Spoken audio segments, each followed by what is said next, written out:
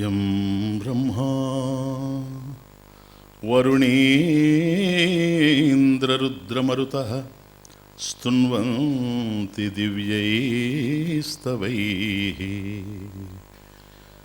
వేదైః సాంగపదక్రమోపనిషదైః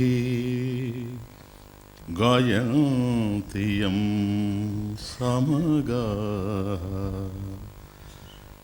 ధ్యానావస్థిత తద్గతేన మనసా పశ్యంతి యం యోగినః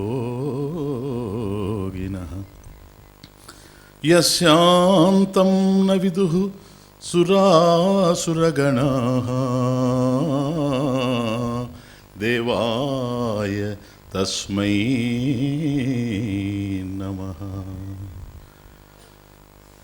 కృష్ణాయ వాసుదేవాయ దేవకీ నందనాయ చ నందగోపకుమారాయ గోవిందాయ నమో నమః.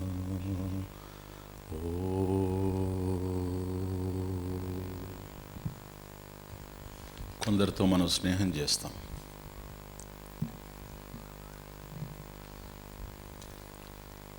అలా ఎవరితోయితే మనం స్నేహం చేస్తామో వాళ్ళని గూర్చినటువంటి పరిపూర్ణమైన అవగాహన ఉండి కాదు మనం వాళ్ళతో స్నేహం చేసేది. అలాగే కొంతమందిని ఈ ప్రపంచంలో మనం ప్రేమిస్తాం. ఎవరినైతే ప్రేమిస్తూ ఉన్నామో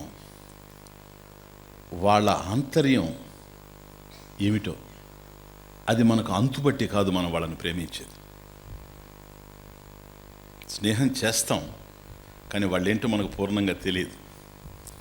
ప్రేమిస్తాం కానీ వాళ్ళు ఎలాంటి వాళ్ళు పూర్ణంగా మనం అర్థం చేసుకోలేము. ఎవరినైతే మనం ప్రేమిస్తూ ఉంటామో, ఎవరినైతే ప్రేమిస్తూ ఉంటామో, ఎవరితో స్నేహం చేస్తూ ఉంటామో వాళ్ళు ఇలా ఉంటారు అని మనం ఊహిస్తాం.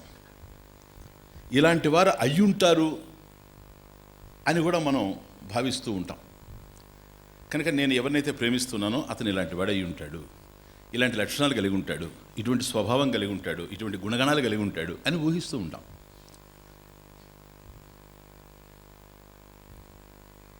అటువంటి వ్యక్తులతో మనం సంబంధం ఏర్పరచుకుంటాం.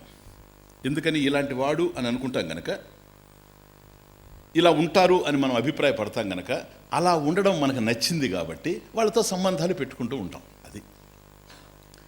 కానీ నిజం చెప్పాలంటే ఈ ప్రపంచంలో మన సంబంధాలు ఏవైనా సరే వాళ్ళతో ముడిపడి లేవు. ఎందుకో తెలుసా? వాళ్ళ మీద మనకు ఉండేటువంటి అభిప్రాయాలతో ముడిపడి ఉన్నాయి. అండర్స్టాండ్? వాళ్ళు ఏంటో మనకు తెలియదు, వాళ్ళు ఇలాంటి వాళ్ళు అని అనుకుంటాం, దాంతో ముడిపడి ఉంది. కనుక మనకు సంబంధాలు వాళ్ళతో ఉన్నాయి. నేను అతనికి స్నేహితుడిని, నో, నీ మనసుకు నువ్వు స్నేహితుడివి. నేను అతన్ని ప్రేమిస్తున్నాను, నో, నువ్వు నీ మనసును నువ్వు ప్రేమిస్తున్నావు. అతనికి సంబంధించినటువంటి భావన ఏదైతే నీ మనసులో ఉందో నువ్వు దానికి సంబంధించి ఉన్నావు. అందుచేతనే ఒక్కొక్కసారి మనం చూస్తూ ఉంటాం, మనం ఊహించినట్లు కాకుండా మరొక రకంగా ప్రవర్తించారనుకోండి. అలాంటి సమయాల్లో నువ్వు ఇలా ప్రవర్తిస్తావని నేను ఎప్పుడూ అనుకోలేదు అని చికాకు పడుతూ ఉంటాం, బాధపడుతూ ఉంటాం, దుఃఖపడుతూ ఉంటాం. ఎందుకో తెలుసా? నువ్వు ఇలా ప్రవర్తిస్తావని నేను ఎప్పుడూ అనుకోలేదు. నిజమే.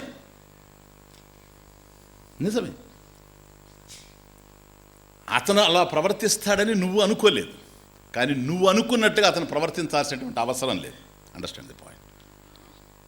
నువ్వు ఎలాగైతే అనుకున్నావో అలా అతను ప్రవర్తించడు. వాస్తవం ఏమిటో అది నీ మనసుకు పట్టాలి, కానీ సత్యం ఏమిటో అది నీకు అర్థం కావాలి. కానీ నా మనసులో నీ మనసులో ఉన్న చెత్తంతా కూడా వాస్తవం కావాల్సిన అవసరం లేదు, సత్యం కావాల్సిన అవసరం లేనేది. ఆ వ్యక్తి ఎవరో మనకు అర్థం కావాలి. అంతేగాని మన మనసులో ఉండేటువంటి భావాలకు అనుగుణంగా ఈ ప్రపంచంలో ఎవరూ చరించలేరు. పిచ్చి మొక్కలు నాటి మల్లెపూలు రావాలి అంటే రావు. మనం నాటింది పిచ్చి మొక్కలు. మల్లెపూలు వస్తే బాగుండు అనే అభిప్రాయం మనకు ఉండొచ్చు, కానీ అది సాధ్యం కాదు. మామిడి పండు రసపూర్ణంగా ఉంది, తియ్యటి మామిడి పండు రసం, పెద్ద రసాలు బాగుంది, చెరుకు రసం. ఆ పండంతా కూడా రసమే. కానీ మామిడి పండులో ఉండేటువంటి రసం ఏదైతే ఉందో ఇది ఎక్కడ నుండో రాలేదు. ఆ రసం మామిడి చెట్టు నుండే వచ్చింది. అంతేనా? ఇంకెక్కడి నుంచి అయినా వచ్చింది.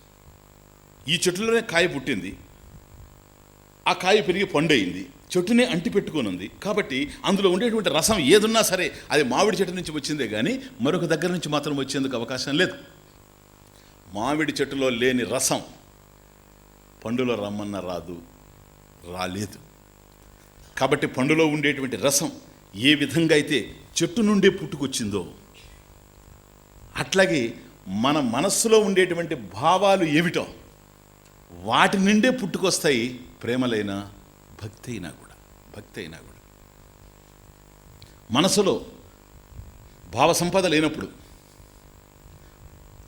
ఆంతర్యంలో భక్తి భావాలు లేనప్పుడు ఇక్కడ భక్తి కార్యాలు సాగవు. బాగా అర్థం చేసుకో.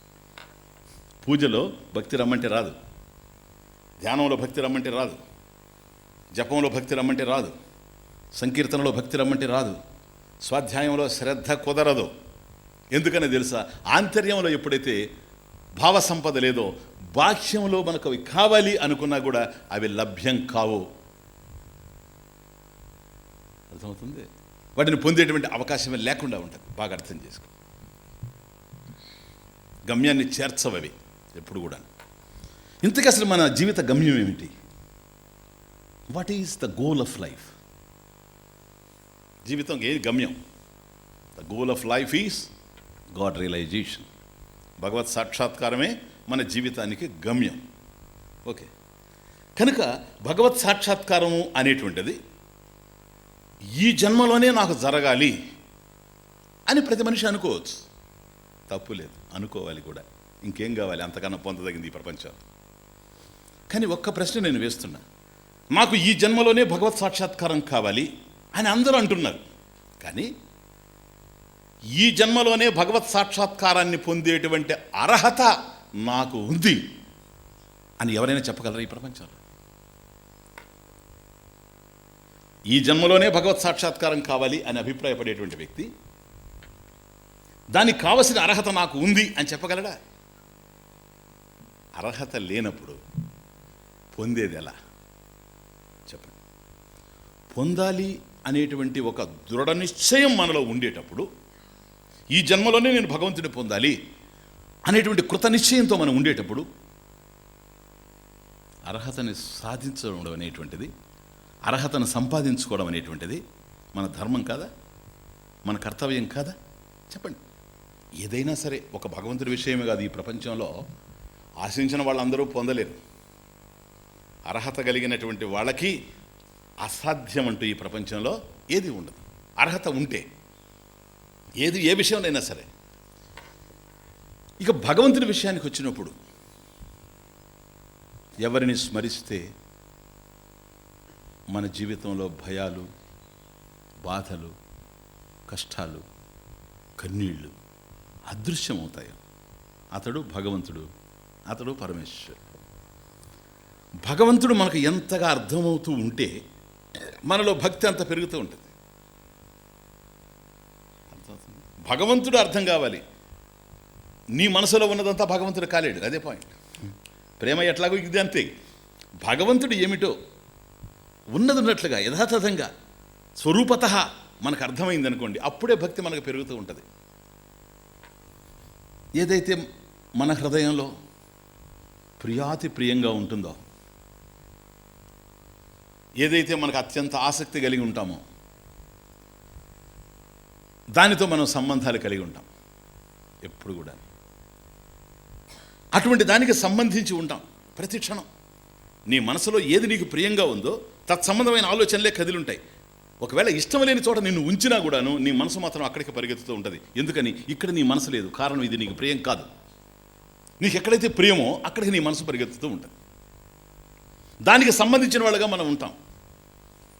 అది ఎప్పుడు దూరం కాకూడదు అని ఆలోచిస్తూ ఉంటాం, వ్యక్తి అయినా, విషయమైన, వస్తువు. అలాగే దాని మీద నాకు ప్రియం ఉంది కనుక దానికి ఎప్పుడు నేను దగ్గరగా ఉండాలి అనే ప్రయత్నం కూడా చేస్తూ ఉంటా. అది నాకు దూరం కాకూడదు అనుకుంటూ ఉంటా, నేను దానికి దగ్గర అవ్వాలి అని ప్రయత్నం చేస్తూ ఉంటా. ఇది గమ్యం విషయంలో అర్థం చేసుకోవాల్సినటువంటి ప్రధానమైన విషయం. ఇప్పుడు ఈరోజు సాయంత్రం మీరు బయలుదేరి ఇక్కడికి వచ్చారు, ఆశ్రమానికి, శృతి మందిరానికి వచ్చారు. ఒక్కొక్కరు ఒక్కొక్క ప్రదేశాన్ని నుంచి వచ్చారు. దగ్గరగా వచ్చినటువంటి వాళ్ళు కొందరు ఉంటారు, దూరం నుంచి వచ్చిన వాళ్ళు కూడా కొంతమంది ఉంటారు. మొత్తానికి ఇక్కడ చేరాం.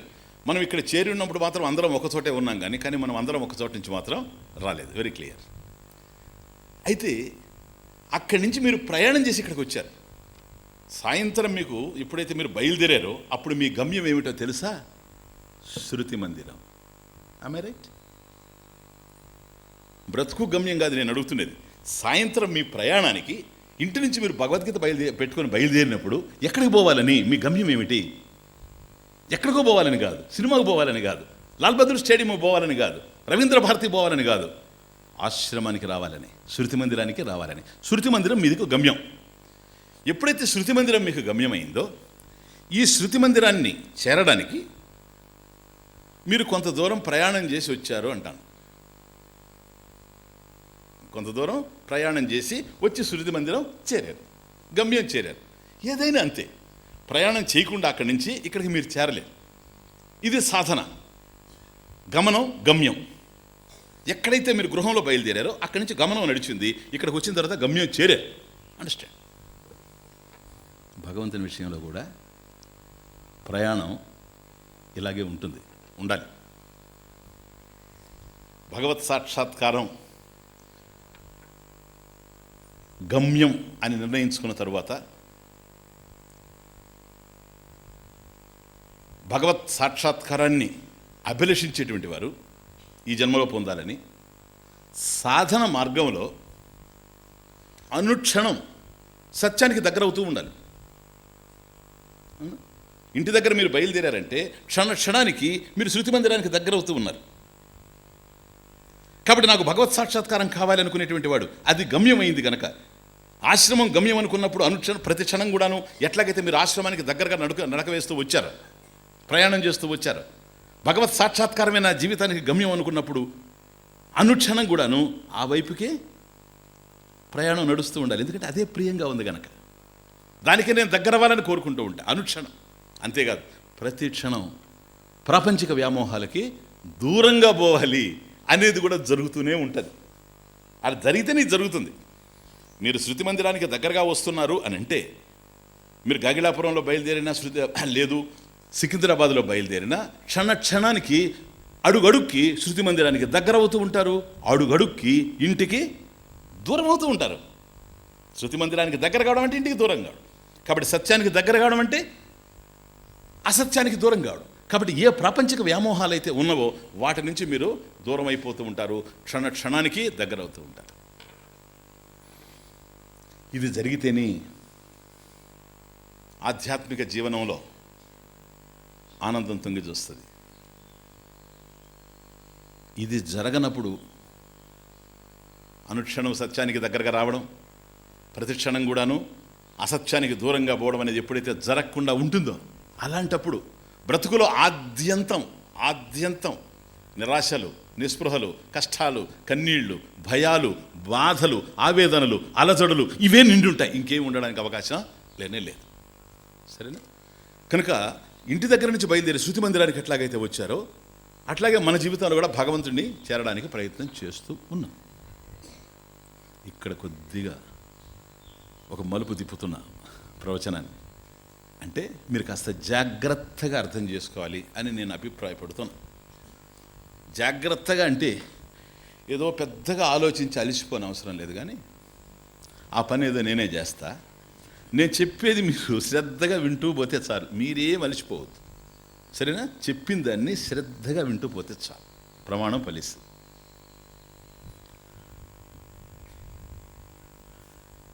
ఇంటి దగ్గర నుంచి బయలుదేరినప్పుడు శృతి మందిరం గమ్యం, అవునా? అక్కడి నుంచి బయలుదేరారు, ప్రయాణం చేసి వచ్చారు. ఎన్ని గంటలకు మీరు బయలుదేరారు? స్వామీజీ 5 గంటలకు బయలుదేరారు. ఎన్ని గంటలకు శృతి మందిరంలోకి వచ్చారు? 6 గంటలకు వచ్చాము స్వామీజీ. 1 అవర్ పట్టింది. ఒకరికి 45 మినిట్స్ పట్టచ్చు, ఒకరికి 1.5 అవర్ పట్టచ్చు, ఆ డిస్టెన్స్ను బట్టి. సరేనా? దెన్ భగవంతుడి విషయంలో కూడా మనం ప్రయాణం ఎలాంటిదేనా? 5 గంటలకి ఇంటి దగ్గర బయలుదేరి 6 గంటలకు వచ్చారు, 6:15కు వచ్చారు, 6:30కు వచ్చారు, గమ్యం చేరారు. భగవంతుడు భగవత్ సాక్షాత్కారం మన జీవితానికి గమ్యం అంటున్నాం. దాని విషయంలో ప్రయాణం ఇట్లా ఉండాలి, సాధన అంటున్నాం. మరి ఆ గమ్యాన్ని చేరడానికి మన ప్రయాణం ఇప్పుడు ఎట్లాగైతే ఇంటి దగ్గర నుంచి ఇక్కడికి వచ్చామో ఇలాంటిదేనా? మన సాధన ఇలాగే ఉండాలనా?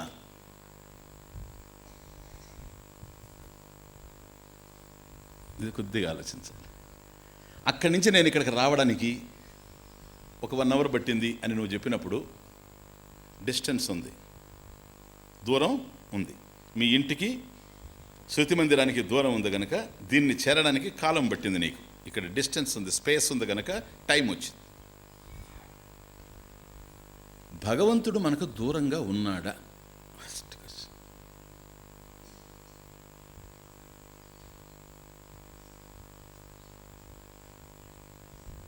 భగవంతుడు దూరంగా ఉంటే శృతి మందిరాన్ని చేరడానికి ఎట్లాగైతే ఇంటి దగ్గర నుంచి ప్రయత్నం చేసి మీరు ప్రయాణం సాగించి వచ్చారో అట్లాగే భగవంతుడు దూరంగా ఉన్నాడు కనుక దూరంగా ఉండేటువంటి భగవంతుని పట్టుకోవడానికి మనం ప్రయాణం కొనసాగించాలి. నిజమా?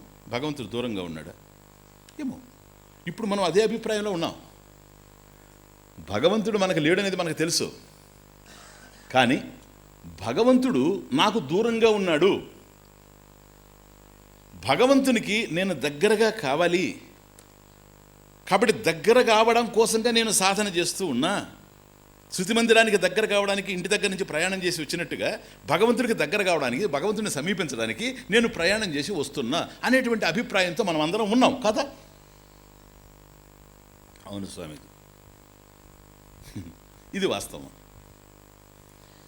భగవంతుడు ఎప్పుడైతే దూరంగా ఉన్నాడు శృతి మందిరం లాగా అని అంటావో, శృతి మందిరాన్ని చేరడానికి నీకు టైం ఎట్లా పట్టిందో, భవిష్యత్తులో శృతి మందిరాన్ని చేరావో, 5 గంటలకు శృతి మందిరం నీ దగ్గర లేదు, 6 గంటలకు నువ్వు శృతి మందిరాన్ని చేరావు, గంట టైం పట్టింది, ఆ గంట భవిష్యత్తు అయింది కనుక 5 గంటలప్పుడు నేను చేరుతాను, శృతి మందిరాన్ని చేరుతాను. ఎప్పుడు చేరుతావు? భవిష్యత్తులో చేరుతావు, భవిష్యత్తులో చేరుతావు, ఫ్యూచర్. అట్లాగే మనం కూడా నాకు భగవద్ దర్శనం అవుతుంది, ఈరోజు కాలేదు కనుక రేపైనా అవుతుంది, 10 రోజులకైనా అవుతుంది, నెల రోజులకైనా అవుతుంది, నా జీవితంలో ఈ జన్మలో తప్పకుండా అవుతుంది. ఇది నీ విశ్వాసం. ఓకే, నేను కాదనడం లేదు. 5 గంటలకు బయలుదేరినప్పుడు 6 గంటలకు భవిష్యత్తు ఎట్లాగైతే అయిందో అట్లాగే భగవంతుడు రేపు నీకు దర్శనమిస్తే, 5 రోజులకు దర్శనమిస్తే, 10 రోజులకు దర్శనమిస్తే, లేదు రాబోయేటువంటి రోజుల్లో ఏదో ఒక చోట ఒక కాలంలో దర్శనమిస్తే భవిష్యత్తుకు సంబంధించిన వాడు కదా భగవంతుడు. ఇంకా భవిష్యత్తులో కలగబోయేవాడు అవునా కాదా? బాగా అర్థం చేసుకోండి. భవిష్యత్తులో భగవంతుడు కలగబోయేవాడు అని అంటే ఇప్పుడు లేనివాడనే కదా అర్థం. ఇప్పుడు లేనివాడే కదా రేపు రావాలి. పోనీ ఇప్పుడు అనేది మీకు అంత అర్థం కాకపోతే ఇక్కడ లేనివాడే కదా రావాలి. సికింద్రాబాద్లో ఉన్న మీ ఇల్లు, దిండిగల్లో ఉన్న ఆశ్రమంలో శృతి మందిరం, అది అక్కడ లేకపోబట్టే కదా నువ్వు ప్రయాణం చేసి రావాలి. భగవంతుడు నీ దగ్గర లేకపోబట్టే కదా నువ్వు భవిష్యత్తులో భగవంతుడిని పట్టుకోవాలి. సినం, ఇది వాస్తవమా? భగవంతుడు ఇప్పుడు లేనివాడా? అప్పుడిప్పుడూ కలిగేవాడా? భగవంతుడు ఇక్కడ లేనివాడా? అక్కడెక్కడో ఉండేవాడా? అక్కడెక్కడో ఉండేవాడు భగవంతుడైతే, అప్పుడెప్పుడో భగవంతుడు కలిగేవాడైతే ఏమండి, నీ మొర ఆలకించేది ఎట్లా అతను? నీ ప్రార్థన అతనికి వినపడేది ఎక్కడ ఇక్కడ లేనప్పుడు? నిన్ను ఎట్లా రక్షిస్తాడు భగవంతుడు? రక్షస్యతీతి విశ్వాస, నన్ను భగవంతుడు రక్షిస్తాడు అనుకోబట్టే కదా నువ్వు ప్రార్థన చేస్తూ ఉండేది, భగవంతుడిని ధ్యానం చేస్తూ ఉండేది. కనుక భగవంతుడు ఇక్కడ లేకపోతే నీ మొర ఎట్లా వినపడుతుంది భగవంతుడికి? నీవే తప్ప ఇతః పరం బెరుగా మన్నింపందగన్ దీను నేను కావివే వరద అని గజేంద్రుడు పిలిచినప్పుడు వాస్తవానికి సరే, మన మహర్షులు అద్భుతమైన కవితా నైపుణ్యం కలిగిన వాళ్ళు అనేక కోణాల్లో నుంచి దాన్ని మనకు చెబుతూ పోతారు, అది వేరే విషయం. కానీ మీరు ఒక్కటి అర్థం చేసుకోండి, వాస్తవానికి వైకుంఠంలో ఉండి సిరికించెప్పడు శంఖ చక్ర గదాయుధం చేదో సంధింపడు. అట్లాగే కనుక వచ్చేటట్లయితే నీకు అర్థం కావడానికి ఇంకా అద్భుతమైన పద్యాలతో కూడా చెప్పగలరు, శ్లోకాలతో చెప్పగలరు. అది వేరే విషయం. మన స్థాయికి వాళ్ళు దిగి రావడం, అందుకని వాళ్ళకి ఎప్పుడు రుణపడి ఉంటాం, అది వేరే విషయం. కానీ అక్కడి నుంచి కనుక బయలుదేరి ఇక్కడికి వచ్చేటట్లయితే ఇక్కడ లేడనే కదా అర్థం. ఇక్కడ లేనివాడికి గజేంద్రుడు మొర ఎట్లా వినిపించిందని. స్వామీజీ ఘీంకారం గనక మనం అరిస్తే వినపడకపోవచ్చు, కానీ గజేంద్రుడు గనక ఇక్కడి నుంచి ఒక్కసారి ఘీంకారం వినిపించేటప్పటికి అక్కడ వినిపించింది. ఓకే, నాకు అభ్యంతరం లేదు. ఒక్క మాట అడుగుతున్నా, ఘీంకారం గనక వినిపించింది, మరి ధ్రువుడి విషయంలో మధువనంలో నిలబడి కేవలం కళ్ళు మూసుకొని లోపలనే స్మరిస్తూ ఉండాడే, శబ్దమే లేదు. లోపల ఏమి స్మరిస్తూ ఉండాడో మనలాగా. షేర్ మార్కెట్ అనుకుంటున్నాడేమో, ఏం తెలుసు, ఎవడికి తెలుసు, లోపల ఉండేవాడికి తెలుసు. లోపల కూడా ఉండాడా? సరేనా? ఏ శబ్దము లేదు. ఏ శబ్దము లేకపోయినా పరమేశ్వరుడు అక్కడ ఉన్నాడు కనుకనే ధ్రువుని ఉద్ధరించగలిగాడు, లేకపోతే ఉద్ధరించేందుకు అవకాశం లేనేలేదు. బాగా అర్థం చేయండి. కనుక నీకు మీ ఇంటికి శృతి మందిరానికి దూరం ఉండొచ్చేమో, కానీ నీకు భగవంతుడికి గనక మధ్య దూరం ఉంటే నిన్ను సమీపించి రక్షించడానికి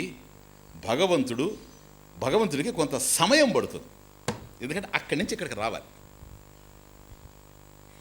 కొంత దూరం ఆయన ప్రయాణం చేస్తే తప్ప నిన్ను చేరలేదు.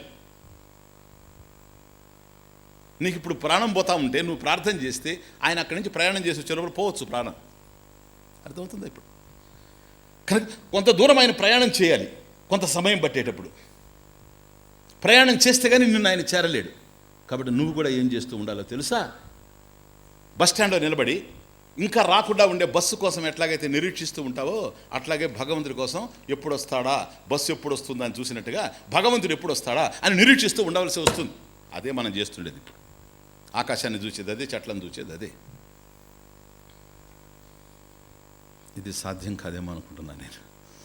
పరమేశ్వరుడు ఆ విధంగా వచ్చేందుకు అవకాశం లేదేమో. బాగా ఆలోచన చేయండి.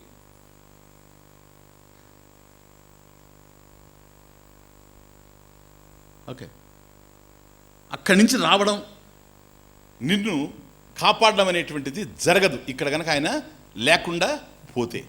కానీ ఇది ఎందుకు అనిపిస్తూ ఉందో తెలుసా? మన కార్యాలకి భగవంతుడి కార్యానికి పెద్ద డిఫరెన్స్ ఇక్కడే. మనం ఏ పని చేసినా ఒక ప్రదేశంలో పని చేస్తాం, ఇంకో ప్రదేశంలో ఫలితాన్ని పొందుతాం.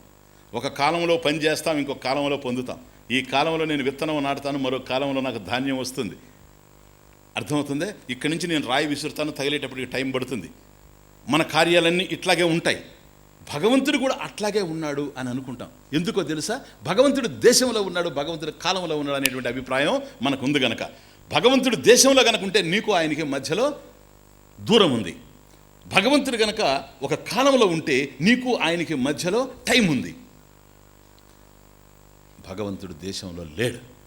Take it for granted. భగవంతుడు దేశంలో లేడు, అందువల్ల ప్రయాణం చేయాల్సిన అవసరం లేదు. భగవంతుడు కాలంలో లేడు, అందువల్ల ఇప్పుడు నువ్వు ప్రార్థిస్తే అప్పుడు వచ్చే ప్రశ్న అస్సలే లేదు. అదేంటి స్వామీజీ, అంతా భగవంతుడిని కదా మనం విన్నాం. ఈశావాస్యమిదం సర్వం యత్కించే జగత్యాం. దేశంలో లేడేంటి, కాలంలో లేడేంటి? ఎస్, భగవంతుడు దేశంలో లేడు, భగవంతుడు కాలంలో లేడు. ఎందుకని? దేశ కాలాదులు ఆయనలో ఉన్నాయి. This is the point. దేశ కాలాదులు ఆయన. మయా తతమిదం సర్వం జగదవ్యక్తమూర్తినా మత్స్థాని సర్వభూతాని నచాహం తేష్వస్థితః. హే అర్జున విను. మయా తతమిదం సర్వం, ఇదం సర్వం, ఇదం జగత్ సర్వం అఖిలం మయా తతం జగద్వ్యాప్తం. ఈ ప్రపంచమంతా నేనే వ్యాపించి ఉన్నాను. ఎట్లాగూ అవ్యక్తమూర్తిన. అవ్యక్తమూర్తిన ఉన్నానే కానీ నీకు అర్థం కావడం లేదు, వ్యక్తం కావడం లేదు. కరణ అగోచర స్వరూపేణ, కరణ అగోచర స్వరూపేణ, ఇంద్రియాలకి అందనటువంటి స్వరూపంగా అవ్యక్తంగా ఈ జగత్తంతా కూడాను నేను వ్యాపించి ఉన్నాను. మత్స్థాని సర్వభూతాని, సర్వభూతాలు నాయందే ఉన్నాయి. నచాహం తేష్వస్థితః, అహం తే అవస్థితః నా, వాటిలో నేను లేను. అన్నీ నాలోనే ఉన్నాయి కానీ వాటిలో నేను లేను. కాబట్టి దేశ కాలాదుల్లో నేను లేను, దేశ కాలాదులు నాలో ఉన్నవి. అర్థం కదా? అలలు సముద్రంలో ఉన్నాయి, సముద్రం అలలో లేదు. మాలో క్లియరా? ఇప్పుడు అలలో సముద్రం ఉందే, సముద్రంలో అలలన్నీ ఉన్నాయి. మత్స్థాని సర్వభూతాన్ని, సర్వభూతాన్ని సమస్తమైనటువంటి భూతములు మత్స్థాని నాలో ఉన్నాయి. నచాహం తేషు అవస్థిత, తేషు అహం అవస్థిత నా, వాటిలో నేను లేను. క్లియర్? ఇప్పుడు చెప్పండి, నేను ఒక క్వశ్చన్ వేస్తున్నా.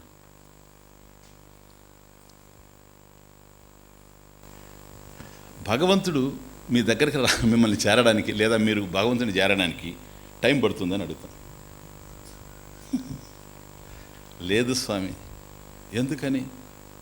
భగవంతుడు అప్పుడు ఉండేవాడు కాదు, ఇప్పుడు ఉన్నవాడే. అప్పుడు ఇప్పుడు టైం. సరేనా? ఓకే. భగవంతుడు మిమ్మల్ని చేరడానికి, మీరు భగవంతుడిని చేరడానికి కొంత దూరం ఏమన్నా ఉందా? దూరం లేదు. ఎందుకని? ప్రదేశం ఉంటే దూరం. ప్రదేశంలో భగవంతుడు లేడు, భగవంతునిలో ప్రదేశం ఉంది. అర్థమవుతుంది? కాబట్టి భగవంతుడికి నాకు దూరమే లేదు. అక్కడున్నాడు, ఓకే. అప్పుడు వస్తాడు, ఓకే. ఇది నిరాశలు. ఇప్పుడు చెప్పనా? ఇక్కడున్నాడు, ఇప్పుడున్నాడు. దేశ కాలాదుల్లో భగవంతుడు లేడు, భగవంతునిలో దేశ కాలాదులు ఉన్నాయి. దేశ కాలాదులే కాదు, సర్వము భగవంతుని యందే ఉంది. సర్వులు భగవంతుని యందే ఉన్నారు. అంతా ఉన్నది తానే, తనలోనే సమస్తం ఉంది. ఇప్పుడు చెప్పండి, భగవంతుడికి మీకు ఎంత దూరం ఉందో, భగవంతుని చేరడానికి ఎంత టైం పడుతుంది?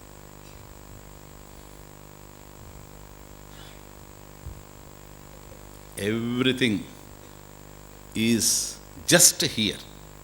Everything, not this mic. Everything is just here. Everything is just now. ఎక్కడో లేడు దేవుడు, రామ రామ జయ రాజారాం, రామ రామ జయ సీతారాం.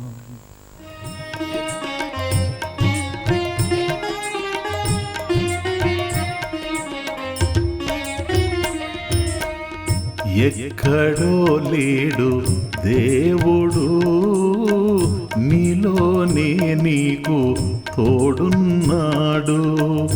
ఎక్కడో లేడు దేవుడు, నీలోనే నీకు తోడున్నాడు. భక్తి ఉంటే పలుకుతాడు, జ్ఞానము ఉంటే కనిపిస్తాడు. భక్తి ఉంటే పలుకుతాడు, జ్ఞానము ఉంటే కనిపిస్తాడు. దయగా హృదయంలో ఉంటాడు, దారి చూపుతూ నడిపిస్తాడు. దయగా హృదయంలో ఉంటాడు, దారి చూపుతూ నడిపిస్తాడు. రామ రామ జయ రాజా రామ, రామ రామ జయ సీతారాం. సర్వమయుడు ఆయనే, సర్వేశ్వరుడు ఆయనే, సర్వశక్తిమత్వం అయింది. కనుక ప్రతి విషయంలో శక్తి ఉంటే అది అయిందే. ఉపన్యాసంలో అద్భుతంగా ప్రవచించే శక్తి నాకుంటే అది భగవత్ శక్తి. యద్యద్విభూతి మత్సత్వం. ఒకవేళ శ్రవణములో అద్భుతమైనటువంటి శ్రవణం, ఒక్క అక్షరాన్ని కూడా మర్చిపోకుండా గ్రహించేటువంటి శక్తి కనుక మీకుంటే ఆ శక్తి కూడా భగవంతుడిదే.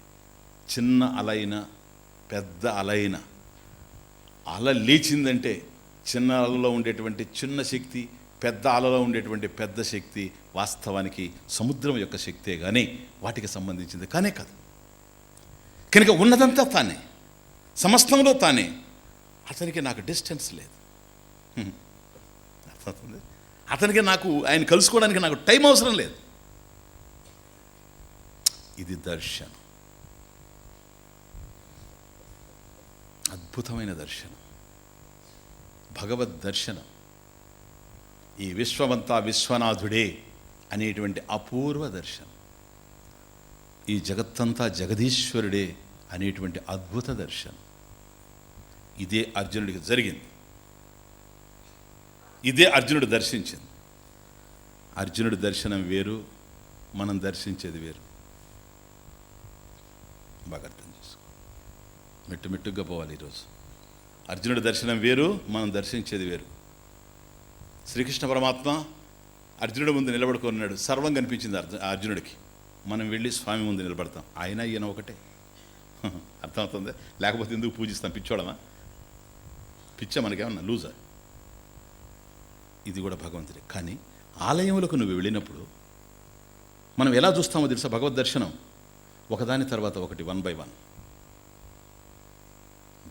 అందువల్ల సర్వదర్శనం జరగదు.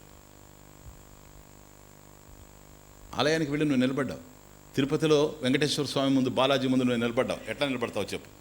నిలబడ్డాను స్వామి, భక్తిగా నిలబడ్డాను. నీకు దర్శనం అవుతా ఉంది. ఎలా అవుతుంది దర్శనం తెలుసా? ఒకదాని తర్వాత ఒకటి. స్వామీజీ యొక్క ముఖపద్మాన్ని నువ్వు దర్శిస్తూ ఉన్నావనుకో, పాదపద్మం నీకు కనిపించదు. మళ్ళీ నువ్వు అక్కడి నుంచి రావాలి ఇట్లా, సరేనా? చరణ కమలం నీకు కనిపించిందే, ముఖ కమలం నీకు కనిపించదు. నాభి కమలం కనిపించిందే, నేత్ర కమలాలు కనిపించదు. నేత్ర పద్మాలు గోచరం అయ్యాయే, నాభి పద్మం కనిపించదు.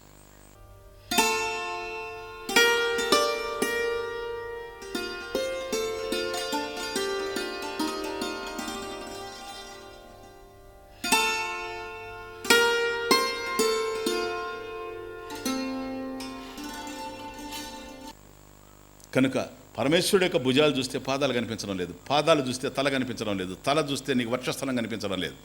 ఇట్లా ఒకదాని తర్వాత ఒకటి, ఒకదాని తర్వాత ఒకటి చూస్తూ పోవాలి. కానీ అర్జునుడికి అటే స్ట్రోక్ సమస్త విశ్వరూపం కనిపించింది. See the difference. ఈ విగ్రహంలో నువ్వు ఒకేసారి చూడలేవు పరమేశ్వరుడు, అర్థమవుతుంది? కానీ అర్జునుడు సమస్తాన్ని ఒకేసారి చూచాడు. ఇక్కడ ఎందుకని ఒక చూసినప్పుడు ఇంకో చూడలేకపోతున్నాను? ఒకటి ఉన్న ప్రదేశంలో మరొకటి లేదు గనక. దేశం, స్పేస్. ఇక్కడ ఎక్కడైతే మోకాళ్ళు కనపడుతూ ఉన్నాయో అక్కడ మోచేతులు లేవు. ఇది ప్రదేశం వేరుగుంది, అది ప్రదేశం వేరుగుంది. ప్రదేశం ఎప్పుడైతే వేరుగా ఉందో దాన్ని ఒకేసారి నేను చూసే అవకాశం లేదు కనుక దీని నుంచి నేను దాన్ని చూడాలనుకునేటప్పుడు క్షణమే కావచ్చు, ఇక్కడి నుంచి తలెత్తేటప్పుడు టైం పడతా. ఇట్లా మనం పరమేశ్వరుని దర్శిస్తూ, ఎందుకో తెలుసా? దేశకాలాదుల్లోనే పరమేశ్వరుని మనం చూస్తున్నామే కానీ దేశకాలాలకు అతీతంగా పరమేశ్వరుని చూడలేము. ఒక ప్రదేశంలో చూస్తున్నాను కనుక ఒక చోట ఉండేది మరొక చోట కనిపించదు, ఒక కాలంలో చూస్తున్నాను కనుక ఒక చోట ఉండేది మరొక చోట కనిపించదు. కానీ పరమేశ్వర స్వరూపం దేశానికి కాలానికి ఇమ్మడదు సార్. దేశకాలాల్లో ఇమ్మడదు. సముద్రాన్ని తీసుకొని వచ్చి కుండలో పెట్టినట్టే దేశకాలాదులు పరమేశ్వరునిలో ఉన్నాయి. కాబట్టి దేశకాలాదుల్లోకి పరమేశ్వరుడు వచ్చేటువంటి అవకాశం లేదు. దేశకాలాదులు అంతం కలిగినవి, పరమేశ్వరుడు అనంతమైన వాడు. అనంతమైనటువంటి వాడు దేశకాలాదుల్లోకి రాలేడు. కానీ దేశకాలాదుల కన్నా భిన్నంగా మనం ఏది చూడలేము. ఇదే పాయింట్. కనుక నీ మనసులో నుంచి నువ్వు ఏదన్నా ఆలోచించావా? దేశకాలాదులే. నీ కళ్ళల్లో నుంచి ఏదైనా చూచావా? దేశకాలాదుల్లో ఉండేవి.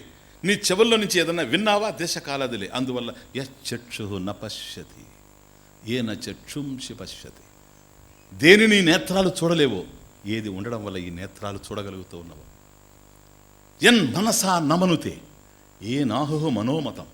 దేనిని మనసు ఊహించలేదు, ఏది ఉండడం వల్ల మనసు ఊహించగలుగుతూ ఉందో. ఎందుకని? ఇవన్నీ అందులో ఉన్నాయి పరమేశ్వరులో. పరమేశ్వరుడు ఉంటే ఇవి ఉంటాయి, ఇవి లేకపోయినా పరమేశ్వరుడు ఉంటాడు. అలలన్నీ సముద్రంలో ఉన్నాయి. అలలు ఉన్నాయి అంటే సముద్రం ఉందని అర్థం. సముద్రం లేకుండా అలలు రావు, అలలు లేకపోయినా సముద్రం ఉంటుంది నిస్తరంగంగా. కాబట్టి దేశకాలాదుల నుంచి పరమేశ్వరుని చూడలేను. దేశకాలాదులకు అతీతంగా పరమేశ్వరుణ్ణి చూడాలి. ఎట్లా? అందువల్ల నేను రేపు కలుసుకుంటాను పరమేశ్వరుని. మా గురువు చెప్పారు, నాకు అర్థమైంది. ఇది సార్ విషయం. ఎట్లా భగవంతుని చూసేది? మన నేత్రాల ద్వారా భగవంతుని చూసే అవకాశమే లేదు. ఎందుకని? దేశకాలాదులు పరిమితంగా. To see God is to see through the eyes of God. To see God is to see through the eyes of God. నీ కళ్ళల్లో నుంచి కాదు భగవంతుని చూడాల్సింది, భగవంతుని యొక్క దృష్టిలో నుంచి నువ్వు చూడాలి. ఆ దృష్టి కలిగితేనే పరమేశ్వర దర్శనం. అందుకని ఒకే ఒక మాట అడిగాడు అర్జున, నతుమాం శక్యసే ద్రష్టుం అనేనైవ స్వచక్షుషా దివ్యం దదామి తే చక్షుః పశ్యమే యోగమైశ్వరం. వండర్ఫుల్. నతు మాం శక్యసే ద్రష్టుం. అర్జున, అనేనైవ స్వచక్షుషా నతు మాం శక్యసే ద్రష్టుం. మాం అనేనైవ స్వచక్షుష, అనేనైవ ఈ స్వచక్షుష, ఇదిగో ఈ యొక్క నేత్రాలు ఏవైతే చర్మ చక్షువులు నీవు ఉన్నాయో వీటితో మాం ద్రష్టుం శక్యసే నా. అర్థమవుతుంది? నన్ను నువ్వెప్పుడు కూడా ఆ దృష్టితో చూడలేవు. నీ నేత్రాలతో అనేనైవ స్వచక్షుష, ఈ చర్మ చక్షువులతో నువ్వు చూడలేవు నన్ను. ఎందుకని తెలుసా? దేశకాలాదుల్లోనే చూస్తాయి, అంతకు మించి చూడలేవు. దివ్యం దదామి తే చక్షుః. అర్జున, కనుక చూస్తావా నా దృష్టి, నన్ను, నా రూపాన్ని చూస్తావా, నా వైభవాన్ని చూస్తావా? దివ్యం చక్షుః తే దదామి. దివ్య చక్షువుని, దివ్య నేత్రాన్ని నీకు ఇస్తాను. పశ్యమే యోగమైశ్వర్యం. మే యోగం ఐశ్వర్యం, నా యొక్క దివ్యమైనటువంటి ఐశ్వర్యాన్ని, నా దివ్యమైనటువంటి రూపాన్ని పశ్య, చూడు. నువ్వు చూసేటువంటి అవకాశం లేదు కనుక అనేనైవ స్వచక్షుష, నీకుండేటువంటి నేత్రాలతో, కేవలం దేశకాలాదులుగా పరిమితమైనటువంటి నేత్రాలతో అనంతుడైనటువంటి పరమేశ్వరుని దర్శించే అవకాశం లేదు కనుక దివ్యం దదామితే చక్షుః, నేను నీకు అనుగ్రహిస్తూ ఉన్నా, చూడు. పశ్యమే యోగమైశ్వరం. See the beauty. పరమేశ్వరుడు అనుగ్రహిస్తేనే మనం చూడగలం. దివ్యం దదామితే చక్షుః, ఈ నేత్రాలతో పరమేశ్వరుని చూడలేం. పరమేశ్వరుడు అనుగ్రహిస్తేనే మనం భగవంతుడిని దర్శించగలం. మరి పరమేశ్వరుడు అనుగ్రహించాలంటే ఆశించిన వాళ్ళందరికీ అనుగ్రహిస్తాడా? అర్హత కలిగి ఉంటేనే అనుగ్రహిస్తాడు. అర్హత ఉండాలన్నా లేదా? అర్హత ఉంది అర్జునుడికి, అనుగ్రహించాడు, అంతే, ఇంకేం లేదు. మీకు అర్థం కావడం కోసం ముందు శ్లోకం వెనక శ్లోకం ముందుకు చెప్తున్నా. అర్జునుడు ఏమన్నాడో తెలుసా? ఇది అర్జునుడికి తెలుసు. అందువల్ల ఈ మాట అర్జునుడే చెప్పాడు కృష్ణుడికి. విశ్వరూపాన్ని అయ్యా, నువ్వు చూడలేవు, నీ చక్షువులతో నువ్వు చూడలేవు కనుక నేను నీకు దివ్య నేత్రాన్ని ప్రసాదిస్తూ ఉన్నాను. అర్జున, పశ్యమే యోగమైశ్వర్యం, చూడు, నా యొక్క దివ్యమైనటువంటి రూపాన్ని చూడు అని చెప్పాడు. కానీ అర్జునుడు అడిగింది ఏమిటో తెలుసా? యది మన్యసే తశక్యం మయా ద్రష్టుం ఇతి ప్రభో యోగేశ్వర తతో మే త్వం దర్శయాత్మానం దర్శయాత్మానమవ్యయం. ఎంత బ్యూటీ! యది మన్యసే తత్ శక్యం మయా ద్రష్టుం ఇది. మయా ద్రష్టుం తత్ తత్, అది ఆ దివ్య రూపం. మయా ద్రష్టుం శక్యం యది మన్యసే. హే కృష్ణ, నీ దివ్య రూపాన్ని నేను చూడగలను అని గనక నువ్వు భావించేటట్లయితే, యది మన్యసే, నువ్వు గనక అనుకుంటే, నేను చూడగలను అనేది గనక నీ అభిప్రాయం అయితే, ఆ శక్తి నాకు ఉంది అనేది కనుక నీ అభిప్రాయం అయితే, యోగేశ్వర తథోమే త్వం తతః, ఆ తరువాత నువ్వు అది నిర్ణయించుకుంటే నాకు అర్హత ఉంది అని కనుక నువ్వు అనుకున్నట్లయితే, తతః ఆ తరువాత త్వం నీవు మే నాకు దర్శయ చూపు. ఏంది? ఆత్మానం అవ్యయం, అవ్యయం ఆత్మానం దర్శయ. కాబట్టి నశించినటువంటి ఆ దివ్యమైనటువంటి స్థితిని, ఆ రూపాన్ని నాకు దర్శింపజే. ఎప్పుడు? నాకు అర్హత ఉంటే. నాకు అర్హత ఉంటే. ఆశిస్తే కాదు. ఆశిస్తే ఎవడన్నా ఆశిస్తాడు, ఈడియట్ కూడా ఆశిస్తాడు.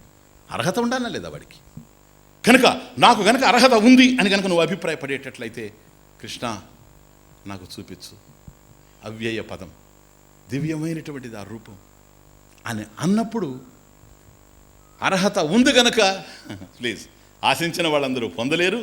అర్హత ఉంది గనక అర్జునుడికి విశ్వరూపం చూపిస్తే, దివ్యం దదామితే చక్షు, నీకు దివ్య నేత్రాన్ని ఇస్తున్నాను. ఎందుకని? అనేనైవ స్వచక్షుష దృష్టం నా, ఈ నీ నేత్రాలతో చూసేటువంటి అవకాశం లేదు కనుక దివ్య నేత్రాన్ని నీకు నేను ప్రసాదిస్తున్నా. కమాన్ పశ్చమే యోగమైశ్వర్యం, యోగమైశ్వర్యం పశ్చ, నా యొక్క దివ్యమైనటువంటి ఐశ్వర్యాన్ని నేను చూడు అర్జున అన్నప్పుడు, సమస్తం ఒకే చోట కనిపించేసింది. అంతే. Everything is just here, everything is just now.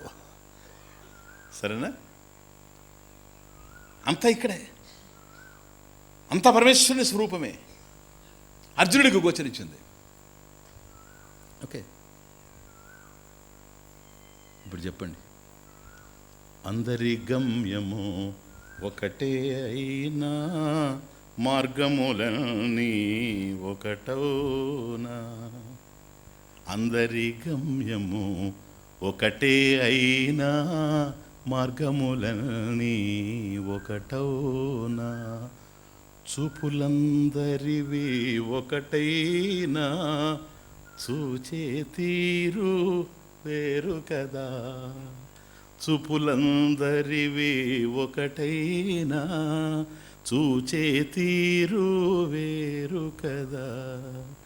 జ్ఞానము కలిగి చరించే వారికి సర్వము ఈశ్వరమయము కదా. జ్ఞానము కలిగి చరించే వారికి సర్వము ఈశ్వరమయము కదా.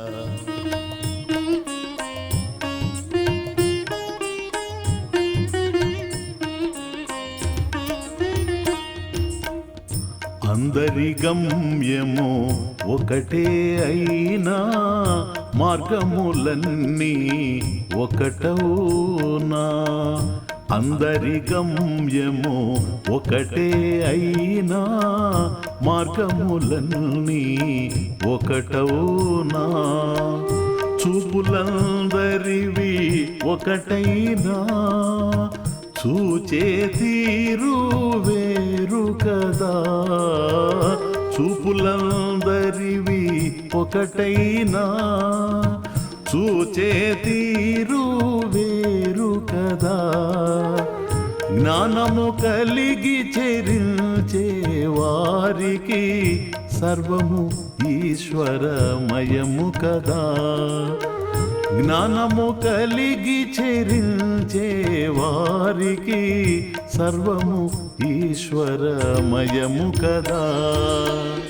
రామ రామ జయ రాజా రామ, రామ రామ జయ సీతారామ. రామ రామ జయ రాజా రామ, రామ రామ జయ Sitaram. Where is god? Tell me. Where he is not? Tell me. కాబట్టి గాలి ఇక్కడే ఉండిన ఒకసారి అయ్యో గాలి లేదండి, గాలి లేదండి ఒక ఆయన, అలాగండి ఉండండి ఉండండి ఉండండి ఉండండి ఏంటి ఇది ఏంటది ఇసనకర లేనిది ఎట్లా వచ్చింది సార్? సరేనా? గాలి ఇక్కడే ఉంది, లేనట్లుంది, విసనకర్రతో విసిరితే ఉన్నట్టు తెలుస్తూ ఉంది. జస్ట్ గుడ్డ తీసుకొనిట్టంటే కూడా ఉన్నట్టు తెలుస్తూ ఉంది. అంతవరకు గాలి లేదు, గాలి లేదు, భగవంతుడు లేడు, భగవంతుడు లేడు. అవగాహన గాలులు గనక వీస్తే, జ్ఞాన పవనాలు గనక వీస్తే అక్కడే అక్కడే ఇంకెక్కడో కాదు.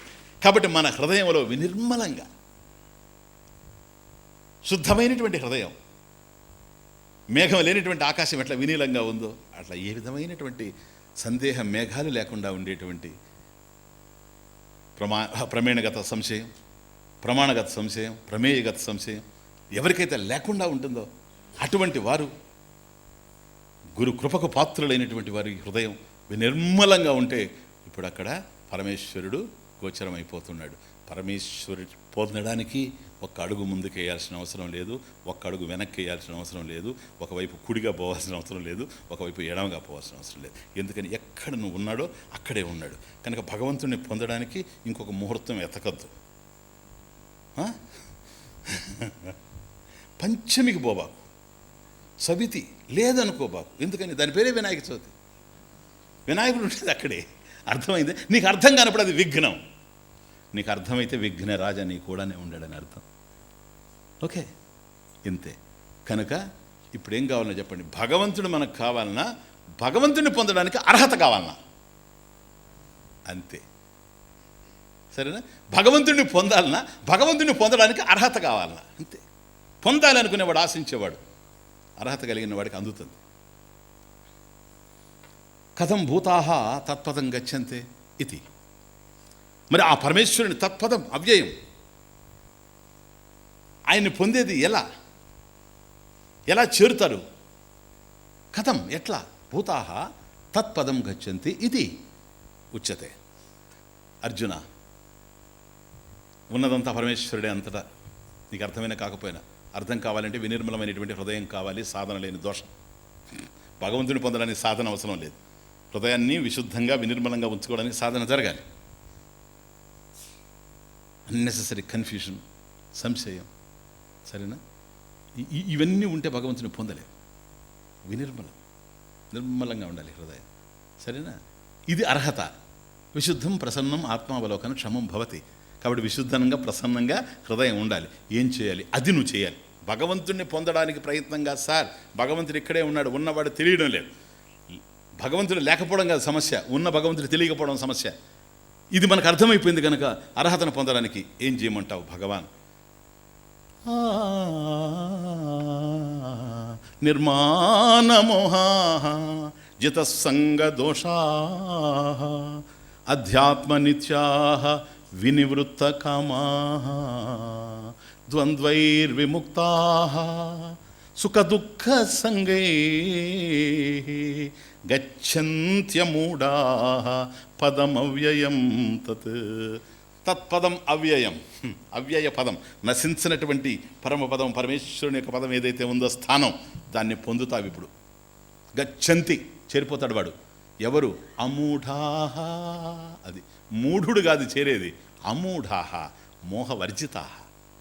ఎవడి హృదయంలో మోహం లేదో, మోహం అంటే సత్యాన్ని అసత్యంగా, అసత్యాన్ని సత్యంగా చూడడం ఏదో, అది మోహం అని గతంలోనే తెలియజెప్పున్నాను మీకు తెలుసు. కనుక అమూఢాహ, ఎవడి హృదయంలో మోహం లేదో, ఈ సత్యాసత్యాలకు సంబంధించినటువంటి కన్ఫ్యూషన్ లేదు, వాడు గచ్చంతి పదం అవ్యయం తత్. అవ్యయం అనేటువంటి నశించినటువంటి ఆ పరమేశ్వరుని యొక్క స్థానాన్ని వాడు చేరుతాడు. కాబట్టి నువ్వు చేయాల్సింది ఇదిగో చెప్తున్నాను విను. భగవంతుడు అంటే ఏమిటో నీకు అర్థమైంది ఇప్పుడు. భగవంతుడి కోసం ఇటు చూడబాక, ఆకాశంలో ఇటు చూచావు అని అంటే కంట్లో లేడని అర్థం. కంట్లో కూడా ఆయన ఉండడం వల్లే కళ్ళు చూస్తున్నాయి, మర్చిపోబాకు. అర్థమవుతుందే? పరమేశ్వరుడి కోసం నువ్వు వెతకాల్సిన అవసరం లేదు. ఇప్పుడు నీకు కావాల్సింది పరమేశ్వరుడు కాదు సార్, పరమేశ్వరుడికి సంబంధించిన జ్ఞానం అందిస్తూ ఉన్న దరిద్రం మనసులో ఉండడం వల్ల, అది పట్టుకోలేకపోతున్నాం. దరిద్రం ఉండడం వల్ల ఈ దరిద్రాన్ని తొలగించుకునేటువంటి పరిస్థితి ఏమిటో మనం ఆలోచించాలి. దానికి మార్గం ఏమిటో వెతకాలి. అది కూడా పరమేశ్వరుడు చెప్తాడు. ఏమిలే, నిర్మాణమోహ. ఫస్ట్ నంబర్ 1 కొన్ని టిప్స్. నిర్మాణమోహ, మానం, మోహం, నిర్మాణమోహ, మాన మోహ వర్జితా ఇది. మానం లేకుండా ఉండడం, మోహం లేకుండా ఉండడం. First number 1. అనుకున్నంత తేలిక కాదు, చెప్పినంత ఈజీ కాదు. హృదయం పెట్టుకొని వినండి, వైరాగ్యంతో ఆచరించాలి, అంతకన్నా ఇంకే లేదు. వైరాగ్యం లేకుండా ఈ ప్రపంచం లేదు. తమాషాలు కాదు, ఆటలు కాదు. అర్థమవుతుందా? నిర్మాణమోహ, మానం, అభిమానం, దేహాభిమానం, కులాభిమానం, జాత్యభిమానం, రూపాభిమానం, ధనాభిమానం, ఎన్నో రకాలైనటువంటి అభిమానాలు ఈ ప్రపంచంలో. ఇవన్నీ నాకున్నాయి. ఎందుకున్నాయి నీకున్నవి? ఉన్నవన్నీ పోయేందుకే ఉన్నవి కదా. నీకు కావాల్సింది పదం అవ్యయం. తత్ అవ్యయం, నశించినటువంటిది కావాలి. ఇవన్నీ నశించిపోయేటువంటివి. దేహం, నేను చాలా అందంగా ఉన్నాను, ఈ అందం ఎప్పుడూ ఉండదు. నేను అందంగా ఉన్నాను, దేహాభిమానం. అట్లాగే ఒక పని చేస్తాం, కర్మ కాలంలో కదులుతుంది. పరమేశ్వరుడు కాలంలో కాదు ఉండేది, కాలం పరమేశ్వరుడు ఉంది. ఇప్పుడే అర్థమైంది. ఈ కాలంలో చేసేటువంటి గొప్ప విషయాలంతా మనం గొప్పగా అనుకోవాల్సినటువంటి అవసరం లేదు. దురదృష్టం, అజ్ఞానం ఉంటే తప్ప. అండర్స్టాండ్? కాబట్టి ఒక పని చేసినప్పుడు నేను ఇది చేశాను, నేనే చేశాను, ఇదంతా అభిమానం. నేను, నాది అనే అహంకారం ఎక్కడెక్కడ ఉందో అదంతా అభిమానం కిందకే లెక్క. అభిమానం లేకుండా ఉండడం అంటే ఒక పని చేసేటప్పుడు అహంకారం లేకుండా ఈ పని నేను చేయవలసింది కనుక చేస్తున్నా, ఈ పని నా కోసం ఉంది, చాయిస్ లేదు. చూసారా? కర్మఫలాలు ఇవన్నీ అనుభవించడం కోసం నేను, ఇదంతా కర్మయోగం అర్థం చేసుకున్నాం. నేనేం చేయాలి? ప్రవచనం చేయాలి, తప్పదు. చాయిస్ లేదు, చాయిస్ లేదు. నేను ప్రవచనం చేయను, నేను పరిపాలిస్తాను, కొత్త పార్టీ పెట్టుకుంటానంటే అది సన్యాసం కాదు, దరిద్రం. అది అష్టదరిద్రం. సన్యాసికి అసలు పార్టీలో చేరడమే మొదటి తప్పు, కొత్త పార్టీ పెట్టడం రెండో తప్పు. అక్కడ ఫూల్, ఇక్కడ కౌంటర్ ఫూల్. అర్థమవుతుంది? ఎవరైనా సరే, who ever they may be, okay, నాకు అవసరం లేదు కనుక ఈ పనిలో నాకు అభిమానం లేదు. ఎందుకో తెలుసా? నాకు ఇష్టాలు లేవు సార్, రాగద్వేషాలు లేవు. అందువల్ల నాకు ఛాయిస్ లేదు. నాకు ఏది లభ్యం కావాలని అది లభ్యమైంది. ఇది పరమేశ్వరుడు ఇస్తే లభ్యమైంది. అందువల్ల కర్మఫలాల్లో ఏడుస్తూ కూర్చుంటారు. నాకు ఇది ఎందుకు సార్, అంతకు మించి ఉండలేదు సార్, తమరు చేసుకున్నదంతే, తమరికి వచ్చిందంతే. ఛాయిస్ లేదు నాకు. ఈ కర్మలు అవసరం లేదు, ఈ ఫలితాలు అవసరం లేదు. నాకు కావాల్సింది పదం అవ్యయం తత్తుగా చంతే. ఆ పరమేశ్వరుని నేను పొందాలి అనేటువంటి పురుషార్థ నిశ్చయం నాకు ఉండేటప్పుడు వీటి మీద నాకు రాదు. అండర్స్టాండ్? కాబట్టి నాకు ఛాయిస్ లేదు, ఇష్టాలు లేవు గనక ఈ కర్మ నేను చేయవలసి ఉంది కనుక చేస్తాను. నాకు ఇష్టం లేనప్పుడు, నాకు అయిష్టము లేనప్పుడు, ఈ పని నేను చేయదగింది అయినప్పుడు ఇది ఈశ్వరార్చనగా చేసుకుంటూ పోతా. ఇది పరమేశ్వరుని యొక్క అర్చనలో పూజా పుష్పం. ఇది అభిమానం లేకుండా ఉండడం. నిర్మాణ మోహ, మాన మోహ వర్జితాహ. మాన అభిమానం. కనుక అభిమానం ఎక్కడైతే ఉందో అక్కడ మళ్ళీ దేని మీద వస్తుంది చెప్పండి? చూడండి, దేహాభిమానం. దేహం ఎక్కడుంది? కాలంలో, దేశంలో. ధనాభిమానం ఎక్కడుంది? దేశంలో, కాలంలో. మళ్ళీ అవే. అభిమానస్య జ్ఞాన ప్రతిబంధకత్వాత్. కాబట్టి జ్ఞానానికి అభిమానం అనేది ప్రతిబంధకం. ఎందుకో తెలుసా? దేశకాలాలకు అతీతంగా ఉండేటువంటి పరమేశ్వర దర్శనాన్ని పొందాలనేటువంటి నువ్వు దివ్య చక్షువులు పొంది అర్హతను కలిగి మళ్ళీ దేశకాలాదుల ఊబిలో దిగిపోకూడదు గనక అభిమానస్య జ్ఞాన ప్రతిబంధకత్వాత్ సాకల్యేన తం పరిత్యజ. సాకల్యేన సంపూర్ణంగా దాన్ని వదిలిపెట్టేసే. అభిమానం మాత్రం వద్దనే వద్దు. ఉన్నవి ఉంటాయి, పోయేవి పోతాయి. ఉన్న వాటికి పోయిన వాటికి సంబంధించిన అభిమానం ఏదైతే ఉందో అది వదులుకోవాలి. నిర్మాణ మోహ, మానం అభిమానం. మోహ మోహవర్జిత. మోహాన్ని కూడా పోగొట్టుకోవాలి. అసలు మోహం ఏంటి? సత్యం అసత్యంగా, అసత్యం సత్యంగా కనపడమే కదా మోహం. ప్రధానంగా రెండే ఉన్నాయి. దీని గురించి చెప్పాలంటే సంవత్సరాలు చెప్పచ్చు. రెండే ప్రధానంగా. ఒకటేంటో తెలుసా? దేహాత్మ బుద్ధి. రెండోది జగత్ సత్యత్వ భ్రాంతి. ఇంతే. మొదటిది ఈ దేహమే నేను అనేది దేహబుద్ధి. అందువల్ల నేను పొడుగ్గా ఉన్నాను, పొట్టిగా ఉన్నాను అంటాడు. పొట్టిగా ఉండే దేహం సార్, అది దేశంలో ఉంది, కాలంలో ఉంది. సరేనా? దేశకాలాదుల్లో ఉంది. దేహాత్మ బుద్ధి కాదు, నేను దేహం కాదు, దేహం నాహం. అహం దేహం నా, కోహం అహం కహ, సోహం అహం సహ. పరమేశ్వర స్వరూపాన్ని నేను. కాబట్టి దేహాత్మ బుద్ధి నంబర్ 1 పోవాలి మోహంలో. రెండోది ఏంటో తెలుసు? జగత్ సత్యత్వ భ్రాంతి. ఈ ప్రపంచం ఏదైతే ఉందో ఇది సత్యం అనేటువంటి భ్రాంతి. రెండూ వాస్తవం కాదు. ఎందుకో తెలుసా? దేహము నేను అని నువ్వు అనుకున్నా నువ్వు కాదు సార్. ఎందుకని? నీకు రైటే లేదు దేహం మీద. దేహమే కనుక నువ్వైతే నువ్వు చెప్పినట్టుగా దేహం వినాలి. నేను ముసలివాణ్ణి కాకుండా ఉండాలంటే దేహం అట్లా ఉండాలి. అవుందా? నాకు తెల్ల వెంట్రుకలు రాకూడదంటే రాకుండా ఉండాలి. నాకు అనారోగ్యం రాకూడదంటే రాకుండా ఉండాలి. బట్టతల రాకూడదంటే రాకుండా ఉండాలి. అన్నీ వస్తూ ఉన్నాయి. ఇంకేం దేహం నీది? నీ దేహం అయితే నీ మాట విను. నీ కంట్రోల్ లేదు దాని మీద. Please understand. సేమ్ ప్రపంచం కూడా. ప్రపంచంలో ఎన్నెన్నో మారిపోతూ ఉన్నాయి. ఆ మారేటువంటి వాటిని మారకుండా ఆపేటువంటి శక్తి నీకు లేదు. ప్రపంచం మీద నీ కంట్రోల్ లేదు. ఎందుకని? నువ్వు సృష్టించిన ప్రపంచం కాదు, నీకన్నా ముందే తయారైన ప్రపంచంలోకి నువ్వు వచ్చున్నావు. ఈ ప్రపంచం కూడా దేశకాలాదుల్లో ఉంది. దేశకాలాలకు అతీతంగా ఉండేటువంటి పరమేశ్వరుని యొక్క అధీనంలో ఉంది. ఆయన ఉన్నాడు, ప్రపంచం ఉంది. ప్రపంచం లేదు, ఆయన ఉంటాడు. నీకు కావాల్సింది అది, ఇది ఆలోచించుకో. ఇది వ్యయం, అది అవ్యయం. అవ్యయ పదం గచ్చంతి. క్లియర్? నిర్మాణమోహ జిత సంగదోషా. చూడండి తమాషా, సంగదోష. సంగత్వం ఒక దోషం. సంగ ఏవ దోష, సంగదోష కాదు, సంగ ఏవ దోష. సంగత్వమే, అటాచ్మెంటే దోషం. రెండో వస్తువు ఉంటే దానికి అటాచ్మెంట్. జిత జిత జయించమంటున్నాడు, పోరాటం ఇది. చూడండి తమాషా, జిత సంగదోష, సంగదోషాన్ని జయించడం. ఇది నాది సంగత్వం, వాడు నా వాళ్ళు సంగత్వం. ఇది నాది అహంకారం, మమకారం. ఇవన్నీ ఎక్కడెక్కడైతే కదిలొస్తూ ఉన్నాయో, నేను నాదనేటువంటి అహంకార మమకారాలు కదిలొస్తూ ఉన్నాయో, ఇది పోరాటం, నిరంతర పోరాటం. పరమేశ్వరుడు అవ్యయం, దేశకాలాదులకు అతీతంగా ఉండేవాడు. అటువంటి పరిపూర్ణమైనటువంటి పరమేశ్వరుడు అమృత స్వరూపుడు నాకు కావాలి. కానీ అనుక్షణం నా రాగద్వేషాలు తలెత్తి చూస్తూ ఉంటాయి, పడగ విప్పి బుస కొడుతుంటాయి. వీటిలో నుంచి పరమేశ్వరుని పట్టుకోవాలి, ఇంపాసిబుల్. అందువల్ల మోహం అనేదాన్ని ముందు నెట్టాలా.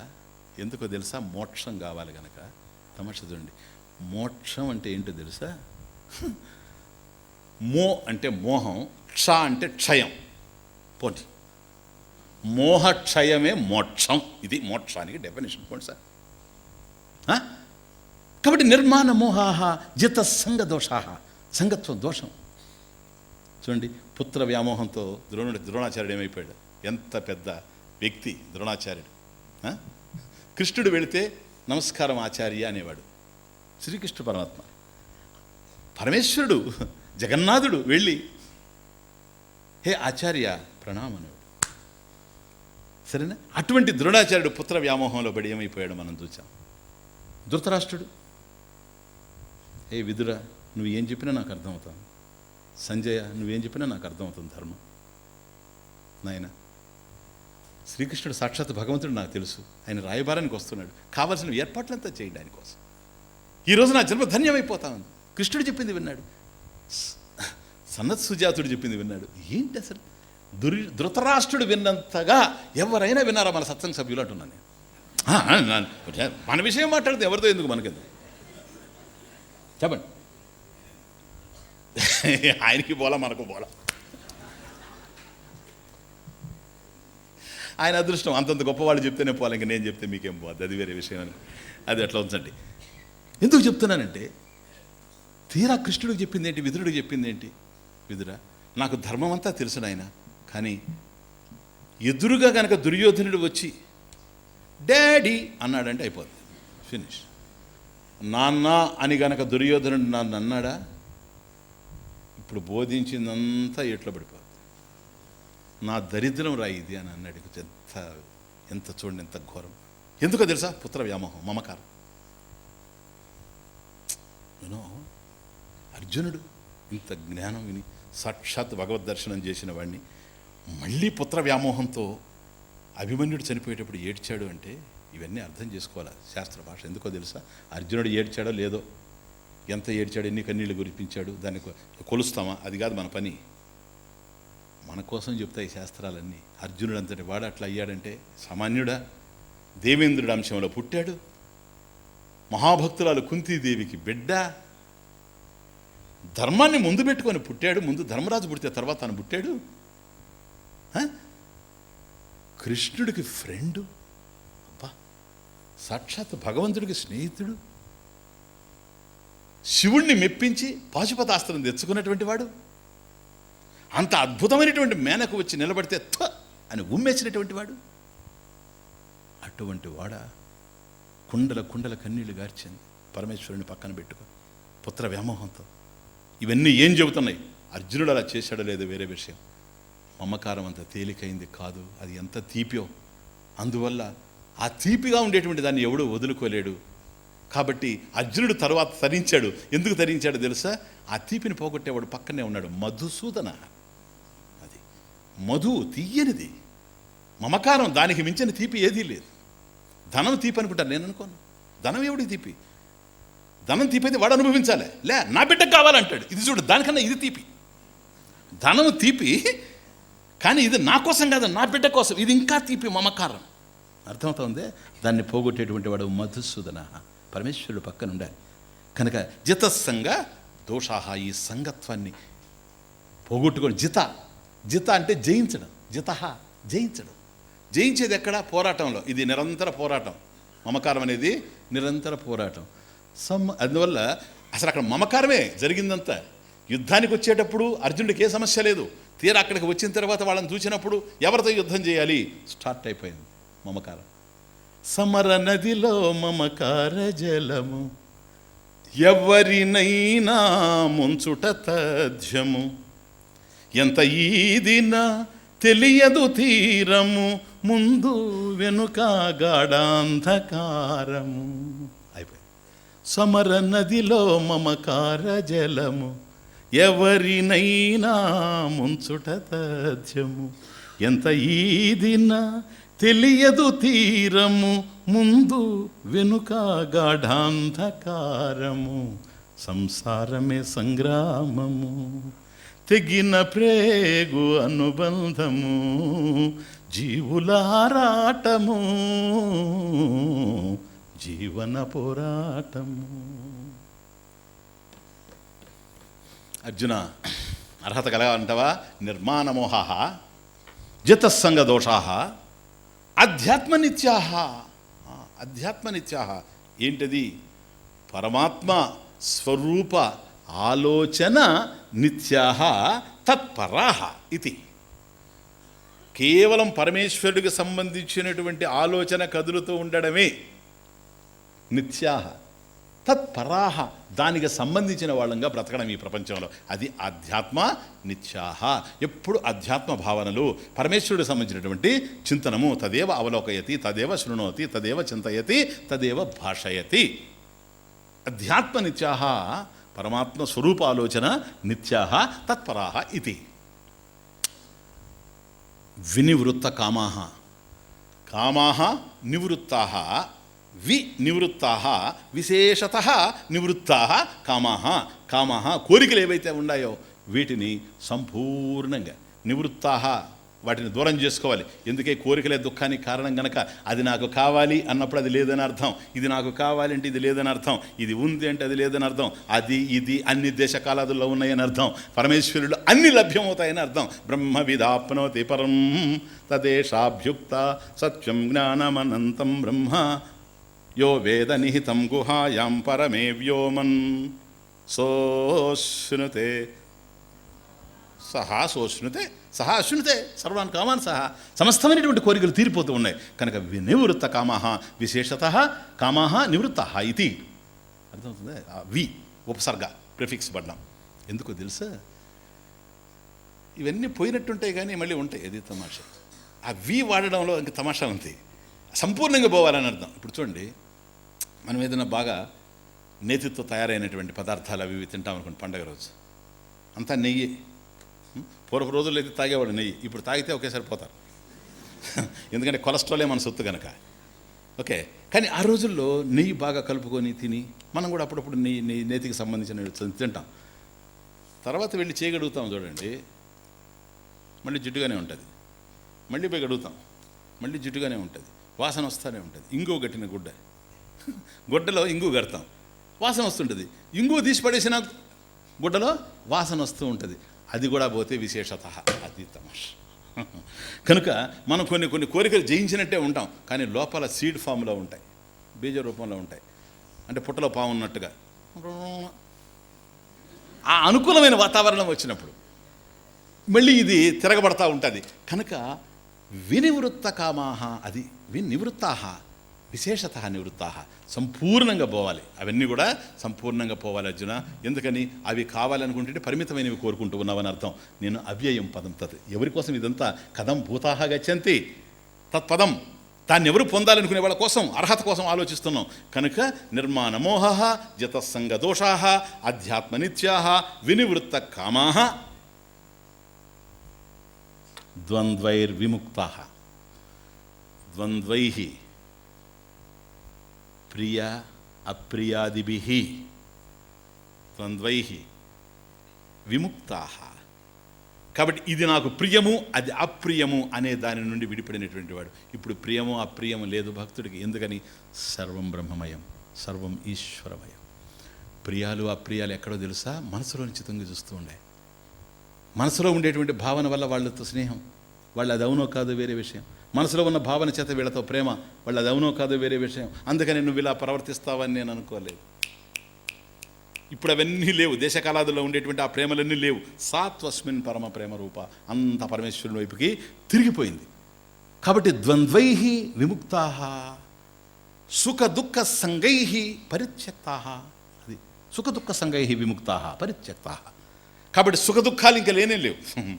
నేను అనుకున్నది జరిగినప్పుడు, నేను అనుకోనిది జరగనప్పుడు, ఇటువంటి పరిస్థితుల్లో నేను ఇది జరగాలి అనుకుంటున్నా అది జరగనప్పుడు, అది జరగకూడదు అనుకుంటున్నా అది జరిగినప్పుడు, సుఖము దుఃఖము.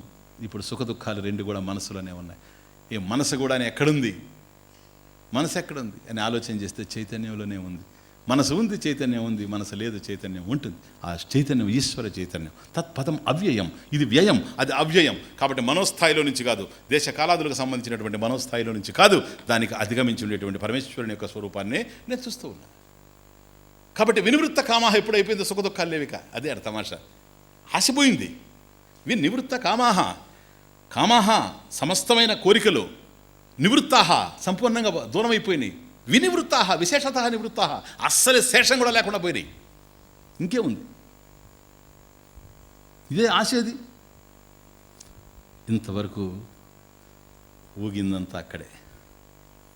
ఆశ నిరాశల ఊయలలో ఊగింది మనసు ఉసూరుమంటూ. ఆశ నిరాశల ఊయలలో ఊగింది మనసు ఉసూరుమంటూ. ఆశే లేని జీవికి ఉండదు నిరాశ ఎన్నటికీ. ఆశే లేని జీవికి ఉండదు నిరాశ ఎన్నటికీ. మరి నాకు ఉంది కదా స్వామి, ఆశ ఉంటే ఉండని శివుడే ఆశలో నిండని. ఆశ ఉంటే ఉండని శివుడే ఆశలో నిండని. భగవత్ సాక్షాత్కారం కోసం నాకు భగవంతుడే కావాలి, అది ఆశ. ఈ ఆశ పెట్టుకో. కాబట్టి ఆశ నేను పోగొట్టుకోనని పెట్టుకో. అది పరమేశ్వరుడి కోసం, జగన్నాథుడి కోసం. రామ రామ జయ రాజా రామ, రామ రామ జయ సీతారామ.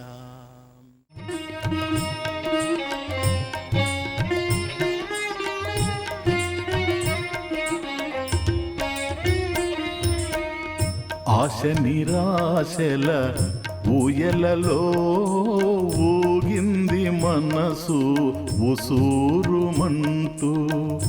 ఆశ నిరాశల ఊయలలో ఊగింది మనసు ఉసూరుమంటూ. ఆశే లేని జీవికి ఉండదు నిరాశ ఎన్నటికీ. ఆశే లేని జీవికి ఉండదు నిరాశ ఎన్నటికీ.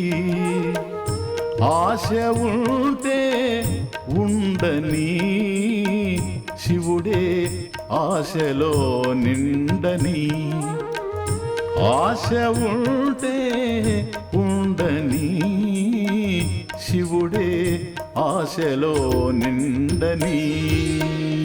రామ రామ జయ రాజా రామ, రామ రామ జయ సీతారామ.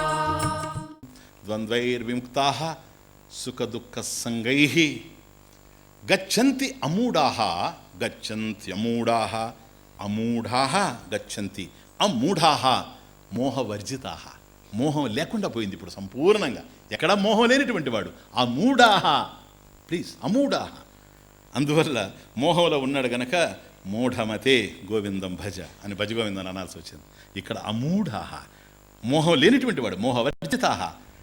గచ్చంతి అమూఢాహ, హే అర్జున, అమూఢాహ మోహం లేనిటువంటి వాడు అయిపోయినాడు కనుక గచ్చంతి వాడు చేరిపోతూ ఉన్నాడు. ఎక్కడ? పదం అవ్యయం తత్, తత్పదం అవ్యయం, నశించినటువంటి ఆ పదాన్ని, పరమేశ్వరుని యొక్క విష్ణు పదాన్ని చేరిపోతూ ఉన్నాడు, పరమేశ్వరుని యొక్క స్థానాన్ని పొందుతూ ఉన్నాడు. దేశంలో ప్రయాణం చేయకుండానే పొందుతున్నాడు, కాలంలో నిరీక్షించకుండానే పొందుతున్నాడు. దేశము కాని దేశములో, కాలము కాని కాలములో, రూపాలన్నీ ఒకటే దౌడు, రూపాలన్నీ ఒకటే దౌడు, అందరికీ నీవే తోడు, ఎన్నో ఎన్నో రూపాలు, అన్నీ ఆరే దీపాలు, మారని రూపం ఆరని దీపం, భువిలో దివిలో నీవే సకలం, ఎన్నో ఎన్నో. కనుక భగవాన్ నిన్ను వెతకాల్సిన అవసరం లేదు. వస్తువు ముందు ఉన్న గుడ్డివాడికి ఎట్లా కనిపించదో అంధుడికి, మోహాంధకారంలో కూరుకుపోయిన వాడిని నేను. సత్యాన్ని అసత్యంగా, అసత్యాన్ని సత్యంగా దర్శించడానికి అలవాటు పడ్డవాడిని. ఇది నా ప్రారబ్ధ ఫలం. దురదృష్టం, అదృష్టహీనుణ్ణి. అంధుడికి కళ్ళ ముందే ఉన్నా ఎట్లా కనిపించడం లేదు. నువ్వెక్కడో ఉన్నావు అనుకుంటున్నావు, కానీ నువ్వు ఇక్కడే ఉన్నావు, ఇప్పుడే ఉన్నావు. చూడు, ఇప్పుడే ఉన్నావు, ఇక్కడే ఉన్నావు. నిన్ను పొందడానికి ఏ కష్టం లేదు. అర్హత లేకపోవడమే నా దురదృష్టం. కనుక మన మోహాలని దూరం చేసుకోవాలి, సంఘ దోషం లేకుండా చేసుకోవాలి, నిరంతరం పరమేశ్వర చింతనంలో ఉండాలి, కోరికలు కదలనివ్వకుండా చూసుకోవాలి. భక్తి కనుక సాన కామాయమాన నిరోధ రూపత్వాత్, సుఖ దుఃఖాల నుండి విడిపడాలి, ద్వంద్వాలకు అతీతంగా పోవాలి. నిరంతరం పరమేశ్వర చింతనం తప్ప ఏది లేకుండా ఉంటే హృదయంలో అర్హత వస్తుంది. సరేనా? అది జరిగిన తర్వాత ఇంకా మోహం లేదు. రాత్రంతా చీకటి ఉన్నా తెల్లవారే ముందుగా చీకటి ఎట్లా తనంతట తాను పోయి సూర్యప్రకాశం వస్తూ ఉందో, ఇంతకాలంగా ఈ మోహాంధకారం, మోహ తిమిరం మన యొక్క హృదయ గగనంలో ఉండినా ఇప్పుడు దానికి టైం అయిపోయింది. జ్ఞానం వచ్చింది కనుక జ్ఞాన భాస్కరుడు హృదయంలో దివ్యంగా ప్రకాశించడానికి సంసిద్ధమవుతూ ఉన్నాడు. అరుణోదయం జరుగుతుంది, అదే ప్రశాంతత. ఆ తర్వాత జరిగేది సూర్యోదయము, అదే జ్ఞాన మిత్రోదయం. సరేనా? భగవంతుడు ఎక్కడున్నాడు? నా దగ్గరే ఉన్నాడు. ఇంకా నాకు కావాల్సింది అర్హత ఒకటే. ఈ అర్హతని సంపాదించుకోవడానికి మనం అందరం నిరంతరం శ్రమించాలి. భగవంతుని యొక్క అనుగ్రహం మనందరికీ ఉండాలని ఆశిస్తూ సెలవు తీసుకుంటాం. ఓం పూర్ణమదః పూర్ణమిదం పూర్ణాత్ పూర్ణముదచ్యతే పూర్ణస్య పూర్ణమాదాయ పూర్ణమేవావశిష్యతే.